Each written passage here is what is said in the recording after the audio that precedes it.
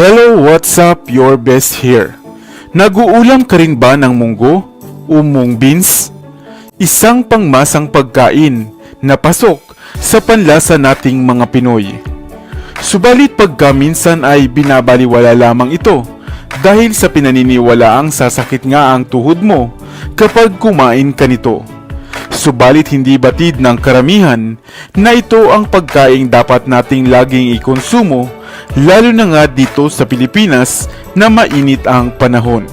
Halika at ating alamin. Pero bago tayo magpatuloy, kung bago ka pa lamang dito sa ating channel, ay huwag mong kalimutan na pindutin ang subscribe button at ang notification bell upang lagi kang updated sa aking mga bagong uploads. Ang munggo o Vigna radiata ay isang klase ng berdeng binhi na kabilang nga sa legume family. At maging noong sinaunang panahon ay kanila na itong ikinocultivate, itinatanim bilang pagkain. Nagmula sa bansang India ang munggo at paglaon nga ay napadpad na sa iba't ibang panig ng Asya. Medyo matamis ang lasa ng buto ng munggo at kadalas ay ibinibenta ng sariwa, sprouted o pinatuyo na. Napakahusay na pagkain ng munggo na pwede sa salad, sa sopas at maging sa mga ginisa. At kahit na nga mura ang presyo nito kumpara sa ilang pagkaing binhi, ay alam mo ba na nag-uumapaw naman pala ito sa napakaraming sustansya. Narito ang ilang mga benepisyong hatid ng buto ng munggo.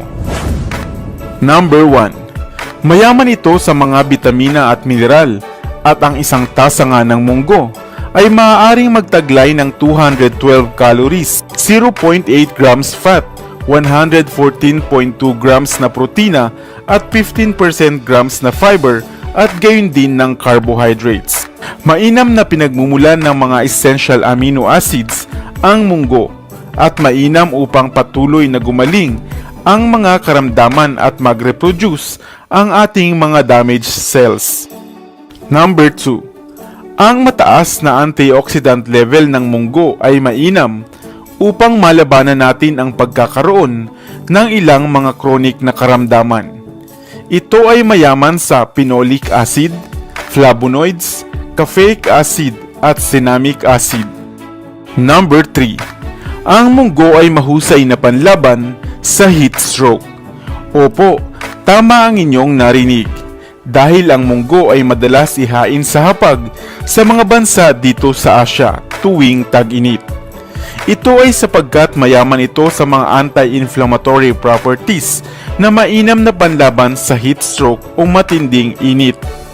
Number 4. Nakabababa rin ito ng bad cholesterol level at nakamamanghang isipin na ang pagkain pala natin ng munggo ay mainam upang mapababa nito ang mga bad cholesterol sa ating dugo o sa ating katawan.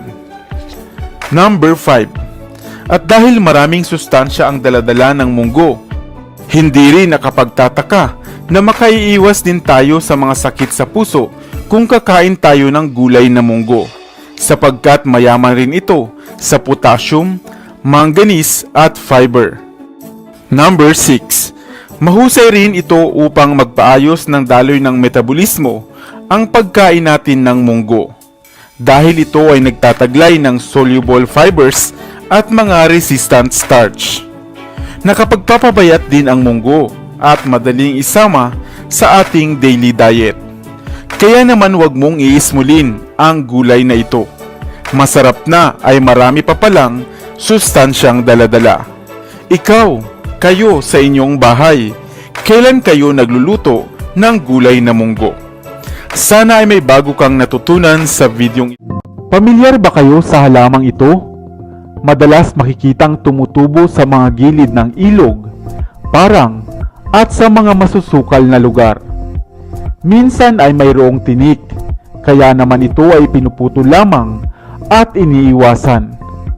Subalit alam mo bang mas masustansya pa pala ito kaysa sa repolyo, pechay, kangkong at kahit pa nga sa mga saluyot. Pero bakit din natin ito pinapansin at binabaliwala nga lamang? Hello, what's up? Your best here. Kaya naman samahan ninyo ako at ating talakayin ang mga pwede palang gawin at magiging pakinabang ng halamang ito na kung tawagin ng ilan ay kulitis. Ang amaranth o mas kilala natin bilang halamang kulitis ay tinatawag ding kadyapa, kilitis, bayam o halamang kalunay. Isang klase ng halamang nasa ilalim ng hanay ng mga amaranthus. Maraming klase nito, mayroon ngang mahigit sa 75 species ang mga kulitis. Mayroon itong kulay pula, kulay violet, kulay pink at kulay green na partikular ngang tumutubo dito sa atin sa Pilipinas. Madalas ito ay mayroong tinik kaya isipin mo nga na ito ay salot na damo lamang. Subalit magugulat ka dahil isa palang superfood ang halamang ito. Dahil maging ang mga buto, katawan, dahon at mga ugat pala nito ay nag-uumapaw sa pakinabang. Kadalasan itong mayroong matubig na katawan at tumataas ng hanggang 3 metro. At kung dito sa atin sa Pilipinas, ito ay tinuturing lamang na damo, ay halika at isa-isahin natin ang mga pakinabang pala nito. Ang buto nito ay ginagamit pala sa paggawa ng harina, pwedeng gawing popcorn, o di kaya naman ay parang oatmeal. Ang mga ugat naman nito, dahon at katawan, ay maaaring gawing gulay. Alisin lamang ang mga tinik nito na pwede palang alternatibo sa kangkong, saluyot o alugbati. Samantalang sa Europa naman, ang mga dahon nito ay kanilang nilalaga at saka ginagawang salad. Maaari ding pagmula ng langis ang mga kulitis na maaaring gawing alternatibo sa shark oil na kadalasang gamit sa paggawa ng mga cosmetics o pampaganda at mga dietary supplement. Ginagamit din itong tina o pangkulay ng mga tela, ang pulang kulitis na kilala rin bilang red number 2. At syempre isang mainam na garden plants din ang halamang kulitis, lalo na nga ang mga makukulay na variety nito. Ano naman ang mga benepisyo nito sa ating kalusugan? Ang halamang kulitis sa storehouse pala ng mga nutrients, katulad ng essential phytonutrients, antioxidants at mga mineral. Mababa din ang calorie content ng halamang ito, kaya mahusay kainin kung kayo ay mayroong mataas na cholesterol level sa katawan. Nakapagpapapayat din ang kulitis dahil sa mga soluble at insoluble fiber nito na mainam din sa kalusugan ng ating puso. Mainam din itong kainin ng mga taong anemic dahil nagpapadagdag ito ng red blood cell sa tulungan ng tinataglay nitong iron. Mayaman din ito sa vitamin A na maganda sa balat at sa kalusugan ng ating mga mata. Ito rin ay dahong gulay na mayroong pinakamataas na bilang ng vitamin K na nagpapatibay ng mga buto upang makaiwas sa mga blood clotting at maagang pagkakaroon ng Alzheimer's disease. Nag-uumapaw din ito sa vitamin B group katulad ng folate, riboflavin, niacin, thiamine at B6 upang maiwasan ang mga problema sa katawan ng mga bagong panganak na sanggol. Mainam din itong kainin ng mga matatanda dahil mayaman nga ito sa calcium upang mapigilan ang pagkakaroon ng osteoporosis. Kaya naman next time na magluluto ka ng gulay, halimbawa ng munggo, pwede mo itong isang cup bilang gulay. Maaari ngang gisahin, gawing salad o isama sa iba pang mga gulay.